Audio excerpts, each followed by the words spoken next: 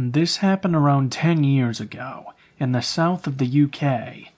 For reference, I'm a 28-year-old male, and at the time I was working part-time at a fuel station on A Road, which linked a small village to a ring road into the nearby city. The village itself was quiet, high-end, and extremely expensive to live in. It was the sort of place that you only had one chain store, and it was a Waitrose. Everything else was either boutiques or privately owned gourmet grocers, so as someone who's always enjoyed cars, it was always fun to see what kind of high-end luxury sports cars would adorn the forecourt on any given day. This is where I met Michael. Michael was in his late 40s, dark hair, well-dressed, always wore Gant or Ralph Lauren, or on his workdays, tailored Canali suits, etc. He was an all-around nice guy, exceptionally polite, which was actually a rarity, as most of the residents of the surrounding area seemed to despise anyone who didn't qualify for the additional tax bracket. We got to chatting about his collection of vehicles or the watches he wore. He'd always show up wearing some kind of Rolex and driving his Aston Martin, Range Rover or Porsche, so there was always a lot to talk about. I got to know that he worked in finance, and the conversation got onto what I was planning to do with my life.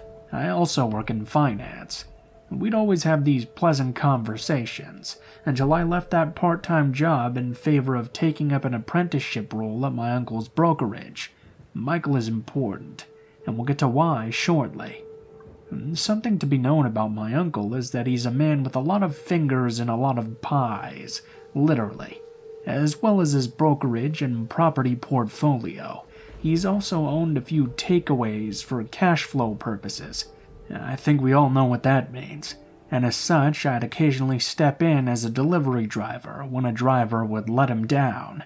Luckily, my uncle also lived in the previously mentioned village, and the main pizza place he owned catered to the residents of said village, so tips were usually quite decent, and my uncle would usually throw me a few quid for helping out. Fast forward to summer 2008, and I've been roped into dropping off a few pies at a property on an extremely prestigious road. Average house price well above $1.4 million, and I'm intrigued to actually get close enough to see what these houses look like. They're all gated and set so far back from the road behind a shroud of trees and shrubs, so I find the place and buzz the intercom when a voice comes back sort of muffled, just saying, "Yes?" I answered with the name of the takeaway, and the gates slowly opened. I made my way up the driveway to a very large mock Georgian home, complete with detached 4-car garage, and that's when I see Michael's number plates. He had his initials for his cars with the numbers 1, 2, and 3, and it was the same for his wife. I was interested to see up close the sort of life this guy had, if I'm completely honest, especially as a young aspiring financier. I exited my car, brought out the pizzas, and the double doors opened. And that's when I saw an unfamiliar face looking back at me. It was a man, early 20s maybe, thin and shaved head. I can remember he was wearing no shirt, and some scruffy jeans and trainers. He was also holding something behind his back. "Hey, bring the pizzas through to the kitchen." I can remember his voice being hoarse and barely audible, and with an accent I'd never heard before. Nervously I said nothing, and just looked at him, which made him visibly angry. "Bring the pizza through," he repeated, more aggressive this time. I finally responded, "Where's Michael? This is Michael's place, right?" It's completely true that in situations like this, your mouth goes completely dry, and to always follow your gut. This man was setting off alarm bells and telling every fiber of my being to just get off the property. Unfortunately, this is when it dawned upon me that this is a gated property and I was now locked in. This is when things went from bad to worse. I can remember the terror welling up inside of me when he moved his hand in front of him to show me a large kitchen knife. He uttered the words, "Run." I dropped the pizza onto the gravel, left my car, and decided I'd have a better chance of survival by running down the driveway and hoisting myself over the gates. They were a wooden type, which had no decorative spears atop them, luckily, but all the while I could hear his feet crunching onto the gravel behind me. I didn't look back, and managed to pull myself up and over the gates, hurling myself onto the pavement beneath me. The adrenaline in my system still had me running for what seemed like hours, but was perhaps 10 minutes at most, until I was a good few streets away and I decided to call the police. The police met me at the park I was hiding at. One officer stayed with me, and the other proceeded to go to the property along with another patrol car. At first, I got the distinct impression that they didn't believe me, or thought I was up to something. But after my uncle arrived to pick me up and vouched for me being sent there to deliver pizza, the PC in question backed down. Upon their arrival at the property, they found nothing, just my car with slashed tires and broken windows, alongside feces being smeared across all of the kitchen. There was food strewn about the place, and a needle found in one of the bathrooms, but no sign of the man who had threatened me. Michael and his family at the time were visiting family in Australia, I later found out. I never did go back for another shift at the pizza place, and although I understand this may not be the most crazy or horrifying encounter, it's something that always struck with me. Wealth and apparent financial security is just completely illusory. People are people, and there are some sick and tormented people out there who will always find a way to carry out their twisted actions. If anything, I've had more encounters with crazy people since moving away from my council estate roots and into suburbia.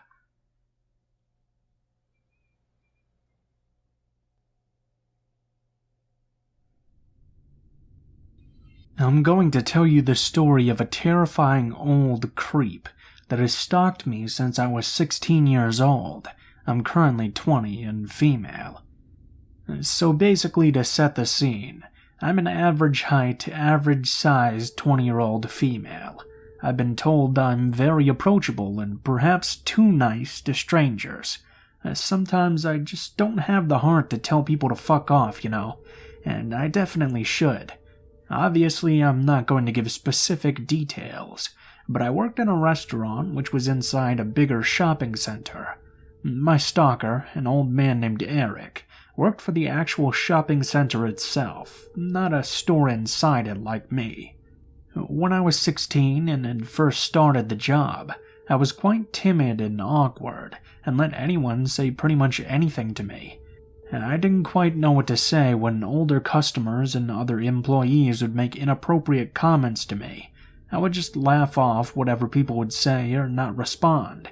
In my 16-year-old mind, this was a lot easier to handle. I had one other friend at my job who was my age. Her name was Jessica.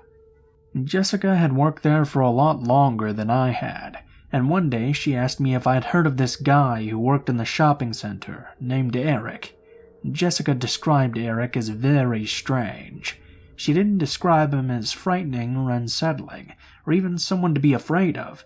Just a very eccentric man. Really, she and other employees would laugh at his odd sayings and awkward behavior. Jessica also told me that Eric had brought her a present on Valentine's Day, some chocolates. Anyone would think this was friendly behavior or harmless flirting if he wasn't a 50-something-year-old man bringing chocolates to a 16-year-old girl he barely knows. I began to see for myself that Eric wasn't just an innocent old man with a slight crush.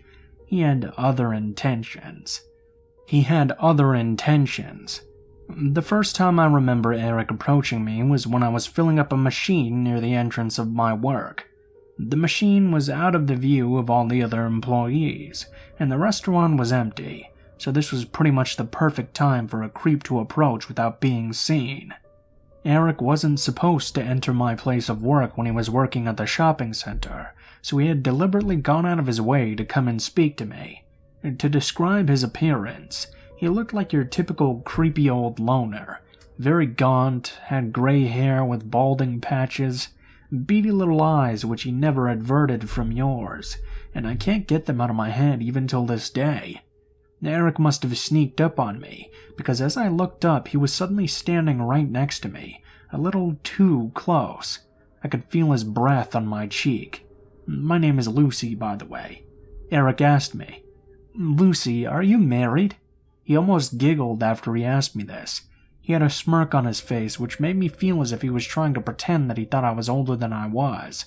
At 16, I definitely looked the age.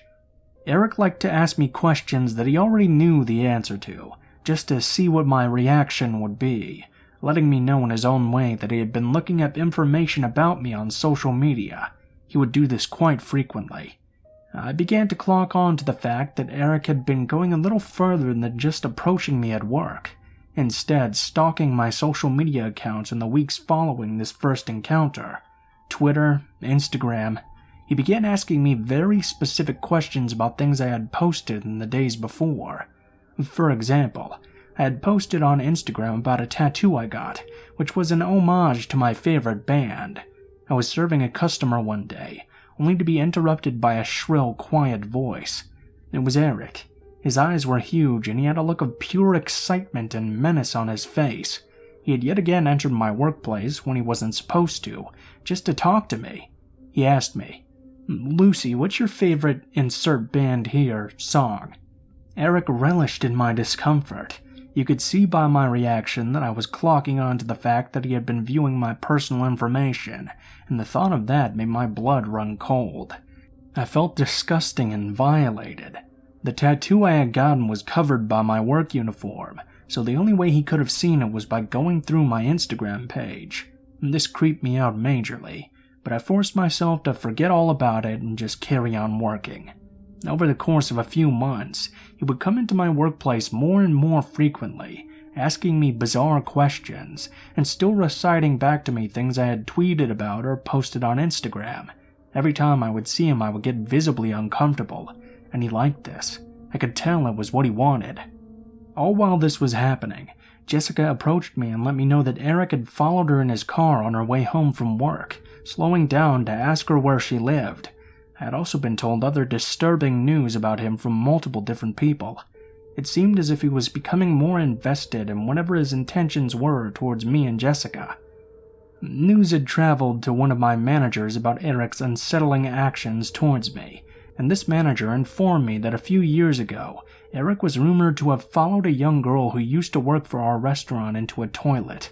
And things didn't quite make sense to me. He was known for being such a creep, yet still employed at the shopping center?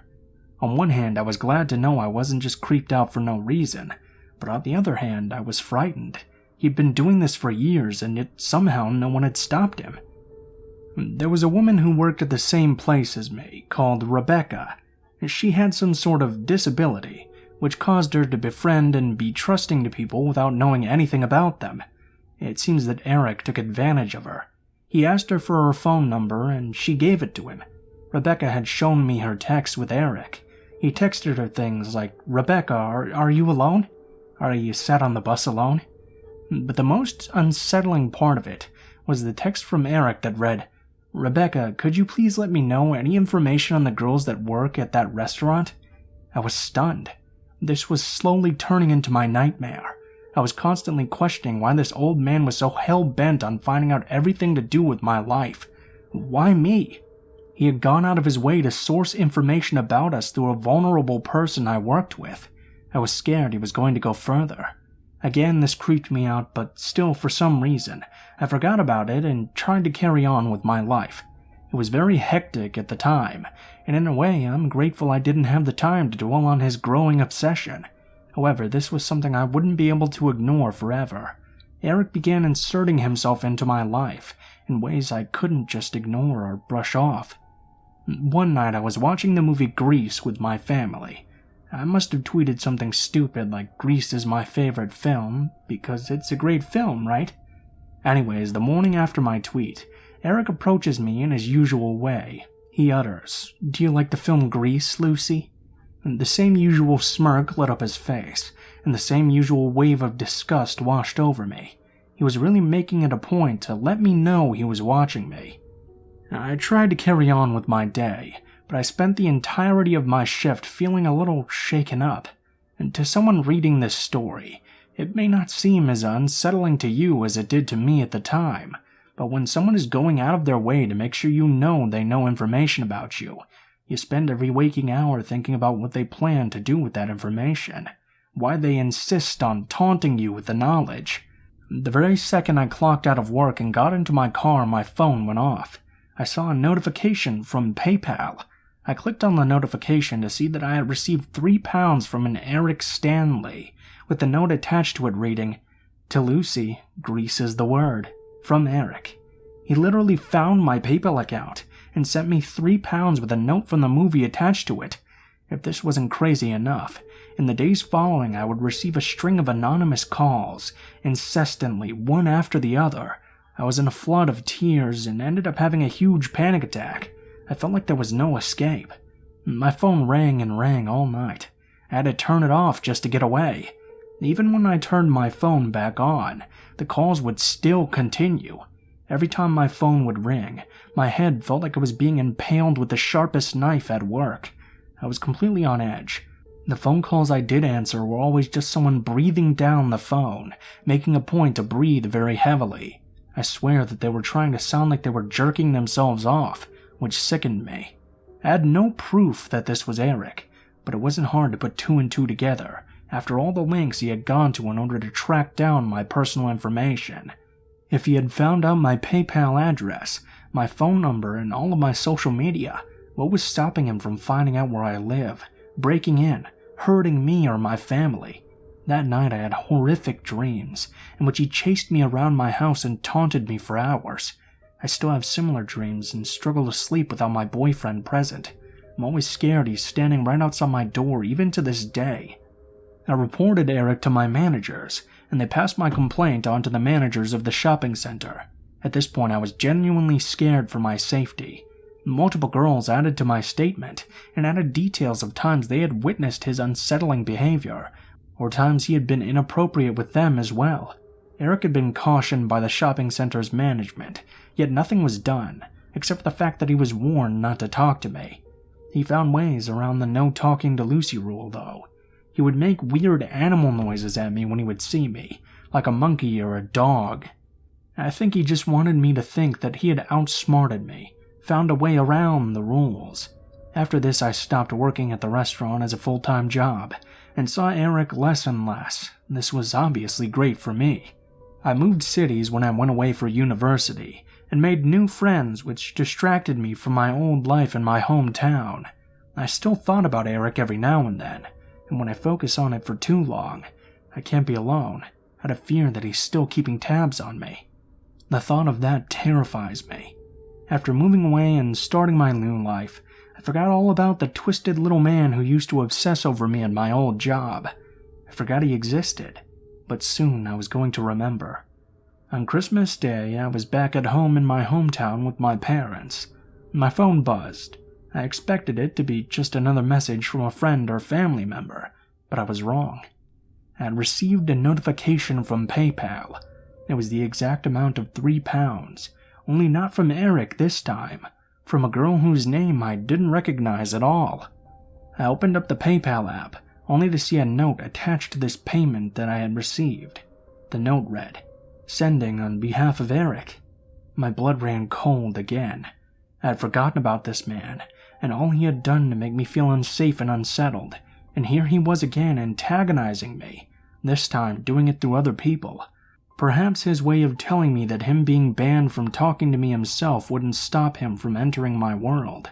I threw my phone down on the couch, and spent the night drinking with family until I forgot all about the notification. I probably should have told someone about it, but I just wanted to do as much as I could to block him out. I don't want him to control me anymore, and since I haven't heard or seen anything from him since, I wanted to stay that way. I think Eric still works at the shopping center and lives local to me. I avoid my old workplace like the plague so I don't have to see him, and he doesn't have to see me.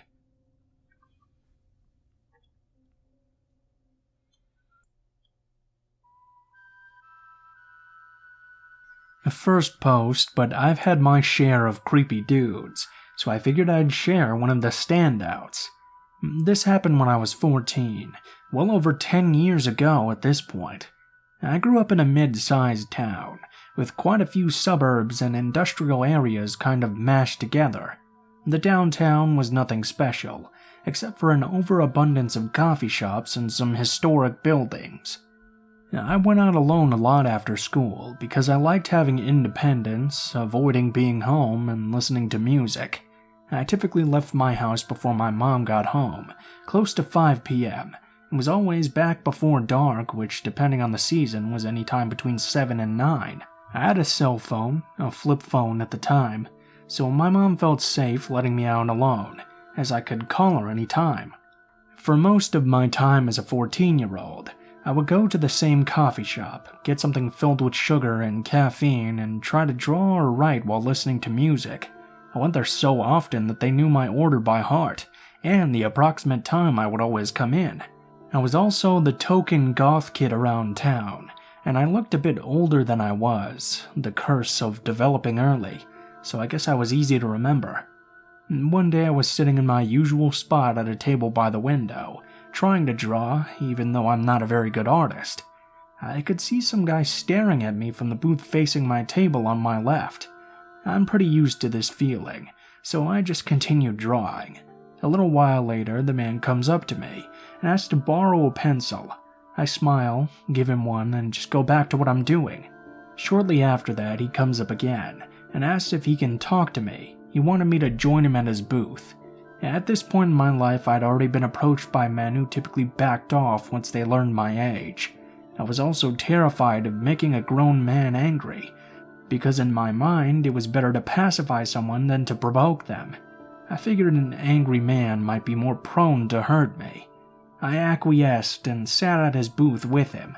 He slid into the booth right beside me, which was uncomfortable, but he hadn't made any physical contact with me. He gets to talking and tells me that he's so nervous talking to women, that I'm the most beautiful woman he's ever seen. I try to take the compliments quietly and laugh them off, waiting for my opportunity to tactfully tell him that I'm actually a child. I ask him what he does for a living and how old he is. He responds that he's in construction and he's 21. Then he asks me what I do. I say, well, I'm in high school because I'm only 14. He was taken aback by this just a little bit. I could see it on his face. Mentally, I was preparing to make my exit, because now that he knows I'm a minor, I can get out of this. He doubles down on telling me how beautiful I am. Then he proceeds to tell me that he remembers every outfit I've worn since he first saw me 2 months ago. Since I go out almost every day, that's quite a lot. He started to describe them to me, telling me what his favorite outfit of mine was. I take the same route to the coffee shop from my house every day, so he must hang out somewhere along there. Did he follow me to the shop today? Has he been stalking me? At this point, I was freaking out on the inside, but I was trying to keep my cool until I could figure out a way to gracefully exit. We make a bit of small talk. I'm scrambling for a way out, and I try to distance myself from him in the booth. He puts his arm around my shoulders, and a few moments later he says, I keep forgetting you're 14. I can feel myself tense up at this point. I tried to stammer through something and laugh it off. I notice that it's getting dark out, and I say, oh, I really need to go home. My mom will be worried about me, trying to play up that I'm still pretty much a kid. He resisted and said that I should come to the park with him and his friend. The park is on my way home, so I tell him I can walk past it, but I really should be going home. His friend was already at the coffee shop unbeknownst to me, sitting a little further away. He introduced us and we all left. I don't really remember the walk to the park, but when we got there he vehemently tried to convince me to walk down the hill into the now very dark park with himself and his friend, 2 adult men. I tell him I really have to get home. I have school in the morning and I'm sure we'll run into each other again. I finally make my exit and begin feeling some relief. I'm maybe a block away from the park when his friend comes chasing after me. He tells me they have coupons for tacos and goes on and on about how much his friend likes me and wants to take me out. I was kind of incredulous at this point. He was trying to impress me with taco coupons? I tell him no, that I'm a kid and that I have school. Luckily the friend backed off and I safely made it home. I started changing my route and didn't go to that coffee shop for a while after that. I ran into the guy and his friend separately a couple of times after that. The guy himself pulled up to me in a minivan a few months after the incident and offered me a ride home. Luckily, I was pretty close to my house already and managed to negotiate my way out of it. His friend struck up an unrelated conversation with me in the library almost a year later. I'm an adult now, and that was far from my last encounter with adult men who didn't care that I was a minor.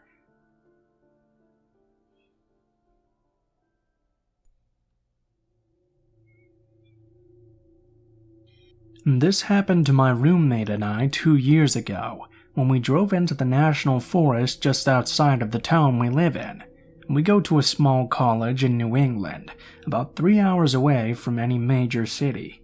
For context, this forest has quite a few urban legends surrounding it, and the local community, although they do go there often, have superstitions about how to be safe while there. I had just broken up with my partner, and my roommate could sense I was feeling down. Finals were just around the corner, so she decided to help me get my mind off things.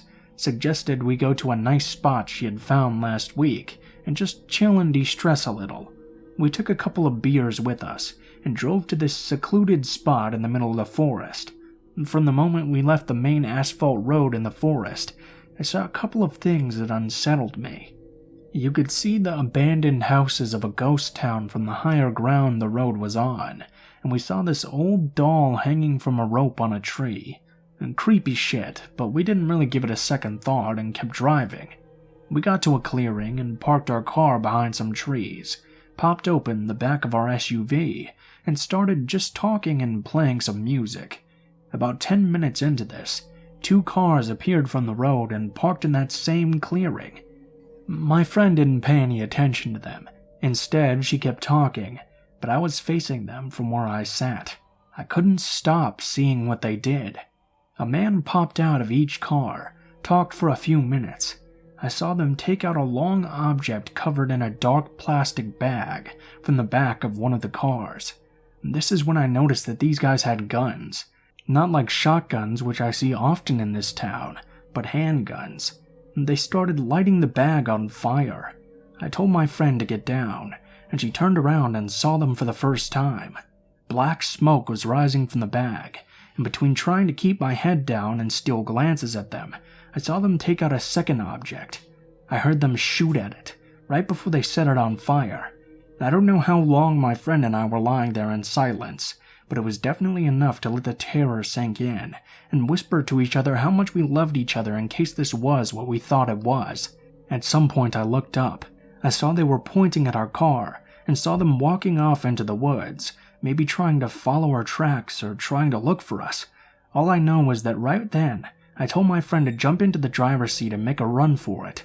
I shut the back door, and between that and the car starting up, the men heard it and started running right towards us. They ran towards one of their cars and hopped in. We went over a hill, and driving way above what was safer dirt roads on a hillside, we finally lost them. We drove into a neighboring town and roamed around for a while, just to make sure nobody was following us, before we finally went back to our dorm. That day, we tried to make fun of the whole situation, got really drunk before finally just breaking down and crying from knowing we had seen something we weren't supposed to. At first, we were terrified of telling anyone, but eventually we did call officers on campus who contacted the police, but of course, they never found anything.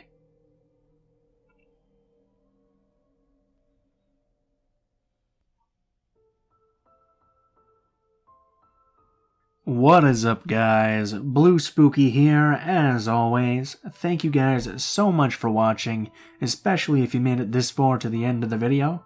I got a big update for you guys today. It seems like the Teespring store is finally online, so if everything's going well, you should probably be able to see all of the new merchandise on the merchandise shelf below the video. I got some mugs, I got some phone cases, and I got some t-shirts for y'all with the designs on them. All of the shirt designs are under one thing, so if you click on the sweatshirts, it should take you to a page where you can order a different variety of different kinds of shirts. So just wanted to let you guys know about that. Let me know what you guys think, if it looks good, the pricing, everything. So look forward to that. As always, if you guys liked the video, please be sure to like, share, comment, and subscribe if you feel so inclined. If you have a story that you'd like me to read, or you have a story that you'd like to send in yourself, please be sure to check the description of the video below, as it contains all of the links to my social media, including my Facebook, Twitter, Gmail, and Twitch accounts. If you do decide to send in a story, please be sure to include in the tagline what the name of the story is, how you would like to be credited in the description of the video the story appears in, and what type of story it is, if it does have a type. Also, if you decide to send in a story, please be sure to properly format it into separate paragraphs. Thank you guys very much for that. If you guys are curious about the music used at all in this video, it's all listed in the description below, in the order of which it appears in, with links to all of the artists as well. So if you enjoy their work, please be sure to check it out and support them. Speaking of artists, as always, my friend Alan is doing the thumbnails for the videos now, so I have links to all of his art pages in the description as well. So if you like his art and you appreciate it a lot, please be sure to check out his pages and go support him, because he does some really great stuff. I think that's all for today, guys, so thank you so much for watching, and I hope you guys have a great day.